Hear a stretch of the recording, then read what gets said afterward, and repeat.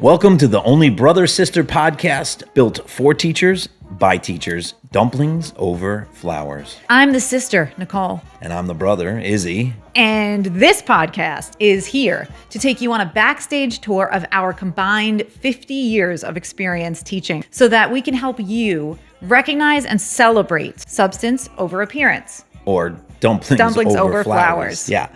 Well, Waterman, spin the wheel.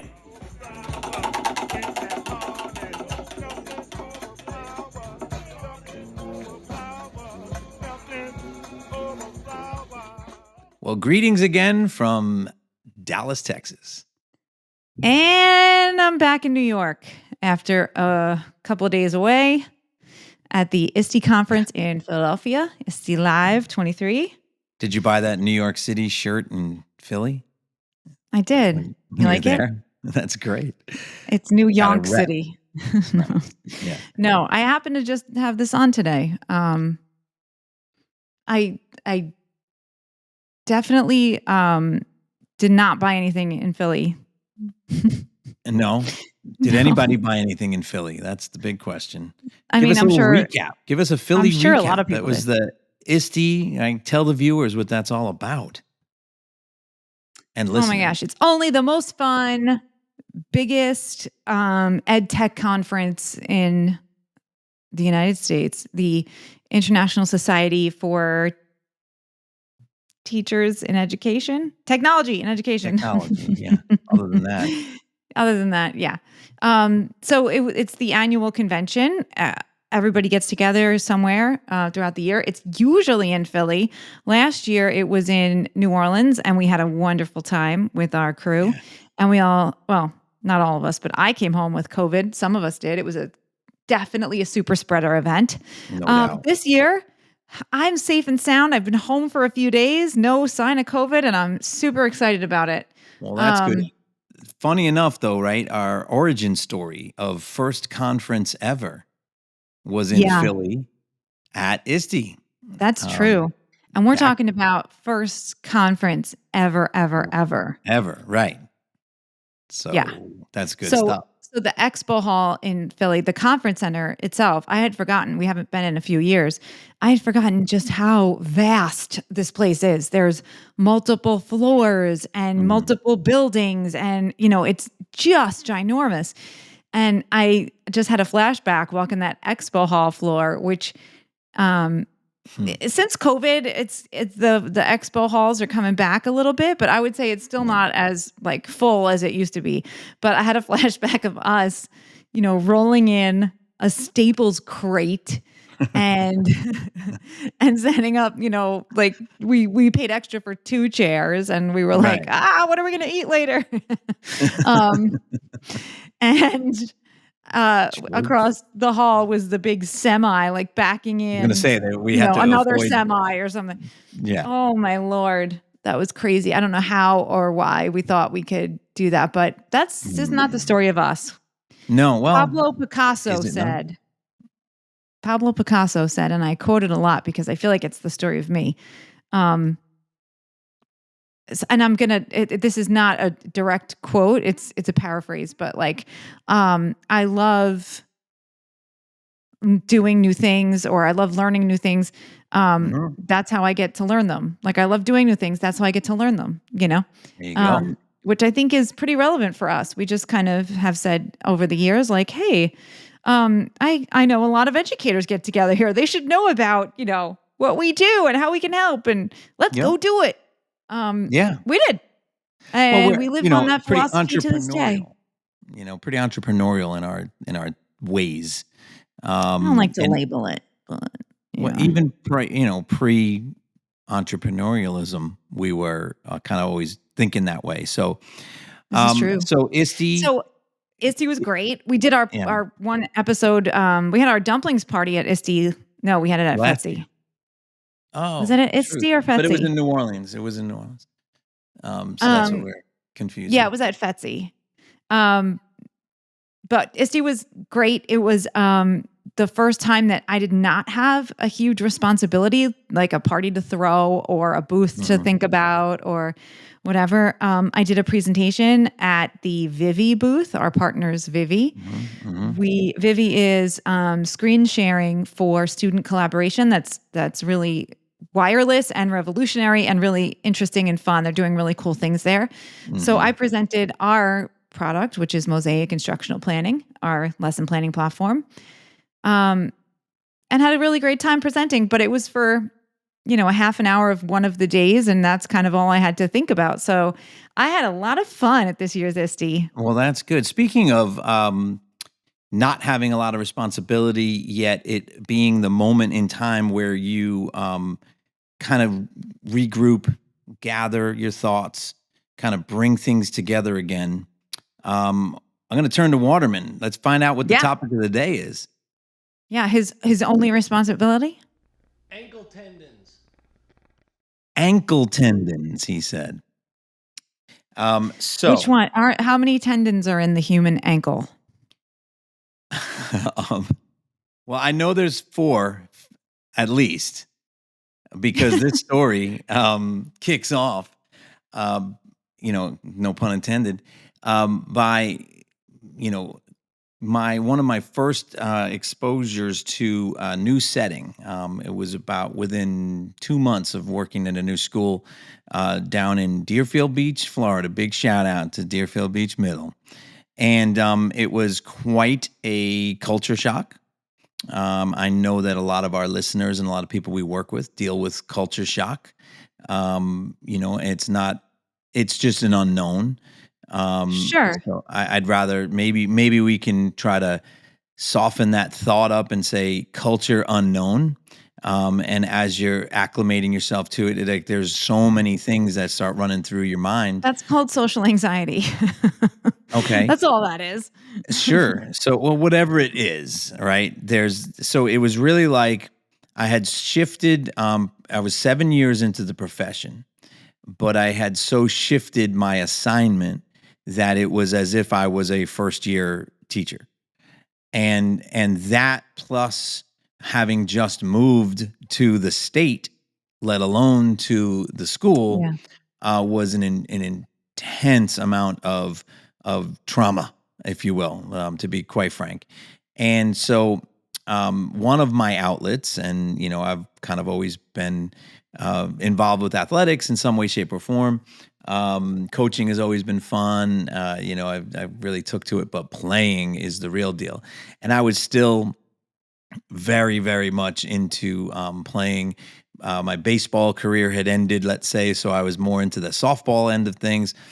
So here we are. I get on with a team. I'm very excited. It's going extremely well.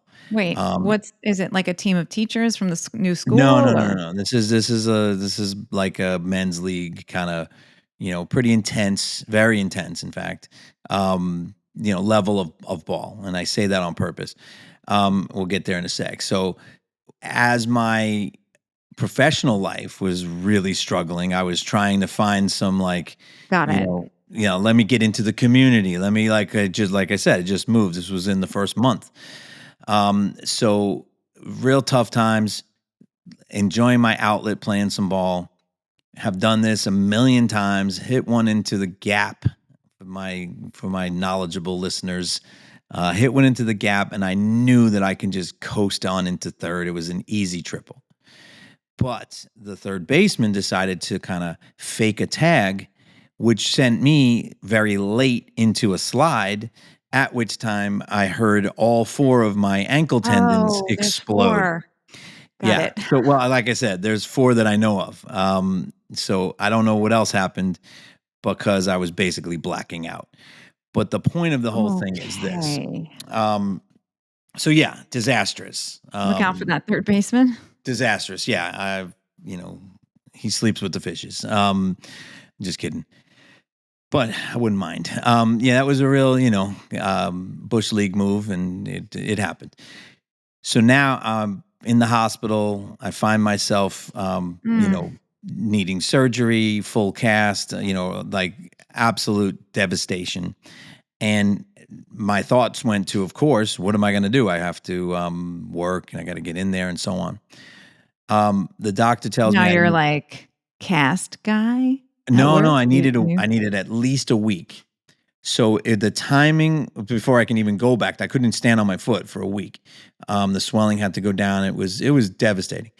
And so now I spent that week literally on the couch thinking about what my next move was at school. So it was the time where I was able to just, I didn't choose it. It kind of chose me. right. But that reset, that moment of time where I'm like, I was able to just take a step back and start thinking about how I wanted to reapproach who I was, how I had to consider some of the lessons learned, and then and apply them. But then something great happened, and I learned something that you now have quoted a number of times, and that great teaching is really in many ways a product of vulnerability and empathy.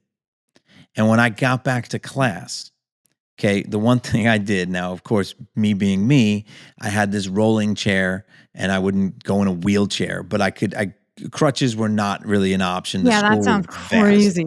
It, Sounds it like the was it worst was idea. not an option. So I would sit in my rolling chair and I would pretend it was kind of wheelchairish and I would scoot myself around the room. But the thing that flipped the switch with the students was that when I let them help me, it changed everything. It Yeah, literally sure. changed everything. These were kids that I did not know how to, and I'll use this term on purpose, control. It was, well, you got to figure out how to control your class, and like they're into it for a while, and they're engaged for a minute, and then they're going to go off the rails, et cetera, et cetera. All the behavior management stuff. That was the real biggest, that was the biggest concern, and the biggest transition that I had. But once that vulnerability stepped in, and again, it happened to me. It's not something that I consciously thought about, but I never didn't think about it after that. How can I get them Yeah. involved? Now, it was a very personal thing. I got to see kids that I thought were just, hell on wheels become, Florence Nightingales. Like it was like, "No, it's my turn to push them. It's my, like they, so okay, you'll all get a turn. It was Yeah, you never amazing. have I used to say this to student teachers all the time. You never have as good a day as when you tell the kids, "I have such a headache today, Mm, but mm, we're gonna do this," or yeah, whatever it is, and yeah. they're like, "Oh, just stop it. She doesn't feel well today," Exactly. So, but now I've seen that go bad. So I look back and I think about there had to be some level of respect, Sure. and mutual kind of like we're in this together feeling. It's always been my way. So somehow that message came across, I think. So, so any newbie listeners, anybody who's not, is still trying all this stuff on for size, I wouldn't have a headache a day, or tomorrow it's appendicitis, or the next That day sounds it's like a something Brady else. Bunch episode. Yeah. Like, However, Jan becomes a teacher and yes, tries to get the class on her side. I would be Marsha, for sure. No, Marsha wouldn't need to do that. Jan would need to fake it. I guess Jan would actually get Accept it, hit. you're the Jan. Accept it. Jan would actually get hurt. That's That's the true. thing. Yeah. So, anywho, again, I think the real overarching point here, and maybe we can continue to speak to this a little bit more, is the idea of that vulnerability, but when it's real, and it can't be something that you conjure up. It happened to me. However, now I look back and I realize how important it is to really add that to the mix. We are, again, Well, Nicole, you say a lot. We're building up humans. We're creating humans, not, and it doesn't have to mathematicians. be as extreme as exploding all of the tendons in your Let's hope ankle to not. get some, Let's hope not. empathy going. Yeah. Um, because it sounds like you also got a lot of sympathy too. Mm, But we definitely, and that's something that it's a great teachable moment opportunity to talk to kids about, like, what's the difference between like, oh, it's my turn to push him in the chair. I feel so bad for him. right. Or, hey, I remember when I broke my leg, it was like really tough to get around. I'm going to help him. Hmm. Um, and it doesn't have to be that extreme. But this whole time, from the beginning of hearing the words ankle tendons to Right. I didn't even know that was on the wheel to right now, I don't remember this. This was 1997. God, the dark times. So, yeah. Got it. What were you, 8? Like, how else? Yeah, no, I was like 10 or something. It's fine. Yeah. Um, okay, So, okay. yeah. I can't imagine like such a formative thing being on the wheel that I have like no recollection that you had to have surgery on your ankle. I didn't even know you've Well, ever had ankle surgery. no, no. So it didn't come to that because I Oh, didn't okay. let it. The insurance Good. I'm hadn't gonna kicked in. revise my Whole emergency 'nother contact episode sheet. whole 'nother episode for, make sure your benefits are in place before you start, Oh, traipsing around yeah. like a fool. So yeah, it was dark times. So yeah, I still hang that ankle off the bed to this day. It's tough. In the blankets or out of the blankets? Out, of course. You You're can't. not afraid of ghosts getting your foot? Um, I might be Me now. neither. Me Yeah. neither. Oh, No, my husband will not. If there's a leg out, if there's a foot out, if there's a toe out, he says to himself like, "This is crazy. Just whatever, it's fine. wow. Can't sustain it." I have no empathy or sympathy for that. Hey, there you go. But it does remind me of when he broke his leg Mhm. terribly while I was Mhm. pregnant, and we needed to practice some vulnerability and some empathy there for sure. Yeah, But yeah. also, it was like he had surgery, emergency surgery, about 15 minutes before his insurance policy was active. Right. That's right. So I've been Gosh there and done darn. that with someone, and Uh-huh. yeah, it's rough. It's rough. So be careful. Be careful out there, guys. Yeah. No I spiral will say though, fractures, no tendon breaking. as you're talking about like maybe taking the time or being forced to even take the time that you took to think Mhm. about like your next move as a teacher because of Mhm. this injury or because you're recovering somewhere. I think it's so important. I'm thinking about the experience at ISTE, which is, Mhm. like I said, one that I haven't had before where I've been able to kind of attend. And certainly, always in the mix and thinking about, the relationships that we have and Yeah. seeing our people and our clients and everyone else. But thinking about like what is our next move, or specifically for me personally, what's my next move, thinking about how things are changing in the world of education and Right. specifically in ed tech today.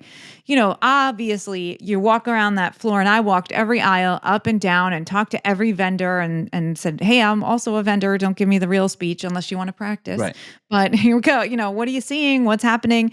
And really getting the pulse. And it is what you'd imagine it to be. We're all talking about AI. We're all talking Mhm. about the possibilities, on the horizon for how teaching life could be different, how learning life could be different. But Mhm.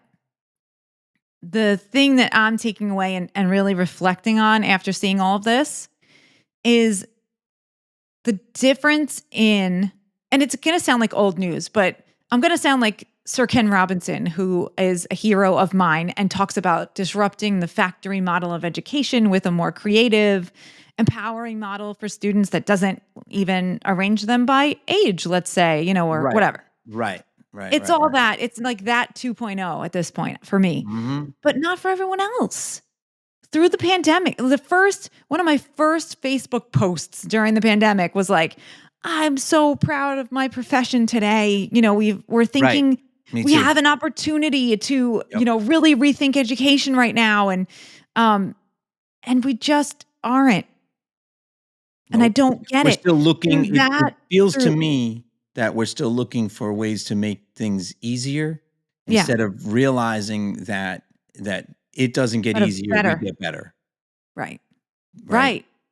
And the kids, I mean, so that coupled with the idea that I just saw a video last night, a TikTok. I'm not going to say I was researching, but then I researched it after I saw it on TikTok. But I just saw a really interesting TikTok about the decline in test scores in, Mhm. the US in ELA and math. And the correlation between that decline and the money and, like from the Did you ed. say math? Yeah. Oh, wow. Okay, go on. Give me the sirens.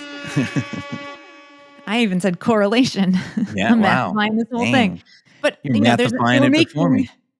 they're making a point to say it's not about the money because the answer sometimes we think is like, Mm-mm, well, let's get the newest and greatest and let's get the schools more money and that's what they really need. mm-mm, And um, it's not going to fix anything. What we really mm. need to change is the way that we're thinking about what kids need and what Yeah. teachers need and what this whole human race needs and what we all Well, need and all right. society Let needs. me okay, But the wait, soapbox. Oh, go. coupled with that idea, kind of coupled with what I was looking at ISTE, the idea is what do we need to do? How can we take a real step back? And I wish we had the opportunity to like reset the way that you did with your ankle to say, how can we take a real step back to not just think about how we can change education the way that we define education, but how we can actually redefine what education is. If only there was a Yeah, company that could do it. okay. No. Yeah, right. But do you know what I mean? Because I'm I seeing a lot of like, oh, this will help you do this faster, and this will help you do that better. And you know how we have to do this? Well, now you could do it like this. And You know what, though? Listen, gamification. I walked up and yeah. down these aisles with like gaming chairs and Minecraft walls, Yep, and yep. and that's all going to help X, Y, and Z thing we already do. Or it's going to help us do it better and more engaging or whatever. But Okay, what would school be? here's my analogy to that. What I see in the profession right now are not craftsmen. I I, Okay. I see I see laborers. The death of education and school and student success are teachers who are laborers and not craftsmen. If I was a laborer, I've worked many different jobs. Okay, one of them being construction, which I really enjoyed. I love being Blah blah outside. the angles. Cut it at No, this no, no, not even degree. mathifying it. I'm saying I just enjoyed the hard work. I loved things coming together. I loved being Nah, I able to feel kind of that. fit Yeah. things together, right? If you gave me certain tools as a laborer, and this tool was going to help me speed up my process and get things done better and faster, but I didn't know what the tool was or how to use it, Mm. it's not going to speed me up. No, So, I hear so you. So what's But happening can I just is, extend your metaphor? yeah, I'd love to finish it, but go All right, on. finish it. Go ahead. No, no. So my metaphor there is to say that what I see is, and as a coach, all right, extended metaphor now, as an athletic coach, when you're talking about like practice makes perfect, that's the wrong answer. It's the wrong quote. It's practice makes permanent, but even more than that, it's perfect practice makes permanent. And so what we're leaving out is the perfect piece. We're leaving out the part of the craft that is the excellence to it. It's not just repetitive behaviors that is going to create a better outcome. You're So a so million% right. so even when we get to the place where AI can help me with my resources, not knowing how to employ those resources when I'm going to do that and so on, is that's not the it's taking the craft of teaching away, and it's making it feel like it's easier, but it's not going to be more effective. You have to live it first. You have to be a practitioner. I can't be a master Listen, carpenter as a laborer. so I guess I don't want to extend your metaphor. I just want to say that the problem goes beyond that because I feel like that used to be the problem. And now the problem is we don't even know what we're supposed to be craftspeople of. Do you know what I Okay, mean? Like I I, okay, but I know what now you're trying I'm to say. building houses with like that could float on clouds and are totally like I have no idea how to No, do that. okay. My personal stance, and we can. The debate is going to be the process, and it'll help somebody kind of form their own, because we don't have to be even in cahoots with this. But my personal idea about that is to say that if you are teaching somebody something, right? I used to tell my students, if this isn't new, I'm not teaching you. I'm just I'm just helping you kind of regurgitate stuff. If it's new to you, how do we actually get somebody to learn? Right? And if we're doing Well, that, that is an age old. There's nothing new under sure. the sun to that. It's just Why do they have how to learn it? That's the real thing. Like, okay, to AI put is it into writing practice. essays. It Okay, let AI write your essays. I don't like what if I was thinking today as I was driving home just now. What if we had a kid who just never went to school ever? What would happen? that's that you're Like would talking that about. would that person not grow up into a functioning, capable human person? Well, Is there some like if not our grandparent, we wouldn't be here. So, so that's so what the heck are we doing? all right. Good night. Um, no, so the point is this: it's all about the skills, and it's all about the kind of the academic language and the functions behind those skills. It's habits of mind. It's creativity that actually can be taught. It's problem solving that'll never go Mm. away ever. Mhm, It's mhm. it's it's the ways that we communicate that will never go away, and the need to do that. It doesn't matter what device we do it on. The need to be able to collaborate, to coordinate information, to kind of line it up in such a way that it's Yeah. transferable, to inspire Engage with other somebody to do people. more. Right. So all that stuff, and that's what we talk about. That is So teaching. right, but it's not because Well, so that's what it should teaching be. at this point, teaching like the word even to me is almost offensive. Like I'm not better or worse equipped to teach you that than anybody else. But what I can do, or in some cases in specific things, like if you wanted me to show you how to collaborate and have a really productive conversation around a piece of literature, like yes, I am Okay. qualified to do that, Which is right? exactly what you should be But qualified for. I guess what you do. and I'm not qualified to create somebody's personal process around engaging with that No, stuff or you're reaction to that, qualified right? and you're I'm responsible. qualified Go ahead. to create the conditions for that. Yes. So I need to attend to all of these different like kids and people, and there are different conditions needed. That to me, and I've said this before, but I don't think I meant it as much as I do now. Like that Mm. teaching in the 21st century should be learning in front of students. It's we're showing them what perfect practice looks like. Yes. So if you have chosen teaching as your craft, find the thing you want to perfect in practice or find the skill that you want to, so that you can model that. Like Mhm. teaching, modeling, any all those words are kind of not getting there for me yet, but So, you okay, know what so I mean? we've had some people who are emerging leaders in the field that we work with that ask, I want to be a coach. I want to Yeah. do, I want to do what you do, right? And I'll ask them, okay, well then what is your bell to bell methodology? That's what you can craft. That is what you craft. That's what you can change. That's what you can improve upon forever. That's because now because Yep. that is a function of strategy, pedagogy, all the gojis, and time, right? So because a master craftsman, Ladies and gentlemen, the the Gojis. oh, that's the Bee Gees. So the but the master craftsman can do all those things in a lesser and as efficiently, but with less time. And so that's why it's an ongoing craft and it's a kind of a not a never ending, maybe it is never ending, but more like always evolving kind of Well, thing. that I'm going to bring it back to your ankle because that's what we need to be showing kids. Like My this ankle? conversation. Oh, Yeah, all awkward. Hey, I'm not opposed to it. Don't get me wrong. This is the part where Um, you tell them that there's a link in our bio to like models of your Waterman, anatomically correct models of your ankle. pull up my X-rays, Waterman. Put them up there. It's Yeah. 35 years old, but hey, it was Um, it was on but microfiche. Like this conversation is Yes. perfecting our craft of thinking about who we are. You need the So I time boil yeah. away, right? With the ankle enforced time, but maybe do it Mhm. in a less aggressive Yeah, well, it's summer, let's way. go.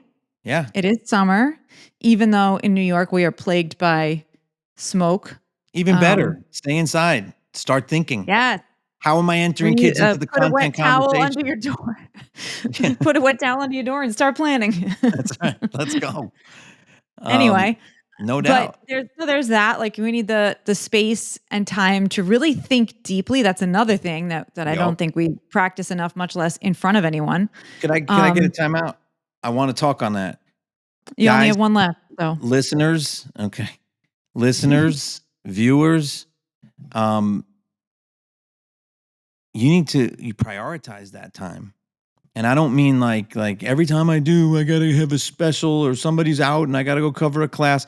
I'm talking about you can really understand if you're a practitioner or not. Sorry if this is gonna step on a toe or break an ankle. Um, hey. but if you lack the desire to spend some time on your own, thinking intentionally about this and planning your lessons and thinking about your craft, it might not be your craft. Sorry. And that's kind of where I'm going back to with Right, it saying, might just be like, your job. what is a teacher? Right? You're a laborer.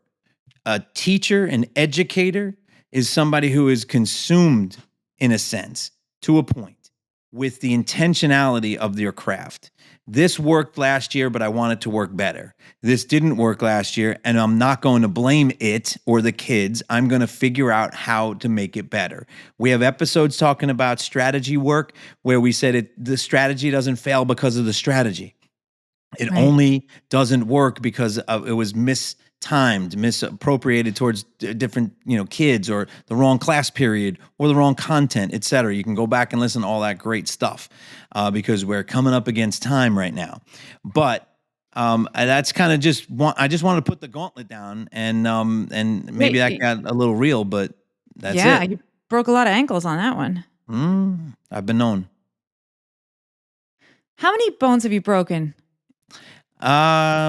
Well, bones and like tendons, like let's put them all How in the many same. major hospital visits have you needed? All right. So you had two on the thumb, two on the Yikes. hand, right hand, a fibia, end or tibia. I really don't remember. It was the Whoa. outside one for all you good people out there. And then the ankle. I think that's it. But you've also had, like, reconstructive shoulder No, surgery not and reconstructed. Just a impingement. They shaved the bone back a little bit. That's all. huh. Yeah. You've Did I also, like, mention pushed athletics? you've had your jaw, you've had Yeah, teeth almost got knocked out. Two I've front had, teeth and I've an had underbite. It's another story. one Um, broken bone, really? All my right. thumb. What's Really? with us breaking our thumbs? We're all thumbs. All right. On that note, so let's wrap this into a little bow. Into with an ace bandage? Yes, Aye. let's wrap this up in a cast. So here's the here's the idea. Do One, ace bandages still have those little grippy the little things? the little metal things. Yeah, the little I would teeth, bet. little I would bet. fang bone with Yeah, 2 they fangs. hurt more than the injury. How do they work? Uh, Research, this is personal why research. we need people to perfect their craft so they could make people who make alternate methods Well, of ace bandaging. think about that, right? I think we just wrapped it up in a bow there. There is no such thing on earth that's successful that doesn't keep reinventing itself. And teachers want to go backwards, and we're imploring you to think about moving Oh, forward with yes, backward please. thinking of planning. If you can't plan it, you can't live it, and if you can't live it, they're not going to live it. And that's it. That's just the end of the story. And it doesn't matter what tools we use. It doesn't matter what AI does for us. It's another resource to help speed Yeah. that process up. It's like when the first carpenter finally got an electric saw. It just went faster. It didn't change. It changed the game for speed and allowed him to apply it differently, right? but there's still certain cuts then that he has to consider carefully with a a hacksaw or a different type of See, blade, etc. I know you're very concerned about time because it's numbers, but that's what I'm thinking about personally. I'm taking my step back, wrapping my ankle, Right. and thinking about how do we now approach things differently because of the tools. So if we have AI everywhere in every program and every platform, I can make an image of whatever. Right. How are we teaching kids to use AI effectively? It's all the same skill. It's the electric saw versus the hand saw. There are new things that we could be doing. How are Sure. we teaching kids to do the new things with the right foundation of Sure. skill building and motivation and all those things? Yep. No, I totally agree. And that's it. And that was always your stance with like the whiteboard. You talked about or Always. like All of technology it. is only useful if we get it into the hands of the kids. But we don't know when and how to get it in the hands of the kids because we can't think through that experience, that bell to bell experience of getting them to be the center of attention in the room. And so when we talk about experiential learning, we talk about student-directed and/or centered learning. This is what we're talking about. And that requires a clear and intentionally planned methodology of bell-to-bell instruction when they walk in to when they walk out. Or in the case of an elementary school teacher, when that's supposed to start to when it's supposed to end, however you want to look at it. Even if this transition is no more than put one notebook away and take out a different one, there is a Right. start and a finish. And what does that look like? I think that, we can dive very deep into that and probably should in a couple of annex episodes here. Something maybe off the wheel, because I think that in this summertime of planning, this is a really great time to consider your choices and do it under the guise of a strong methodology. Yeah. Good night. True. I would drop the Um, mic, but Waterman would hurt me because it's expensive. no, Uh, those were really great.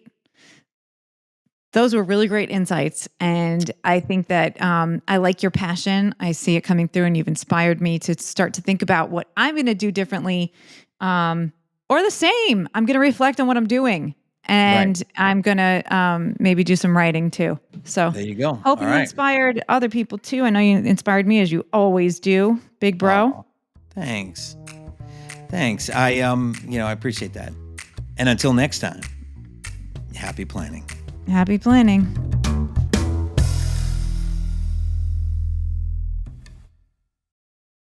Hey everybody, this is the unseen but ever-present Waterman. Thank you for listening to Dumplings Over Flowers. Our current plan is to have new episodes every other week, so be sure to subscribe to the show on YouTube or follow us wherever you listen to your podcasts. You can find us on YouTube or on social by searching Dumplings Over Flowers or @DumplingsPod. That's @DumplingsPod.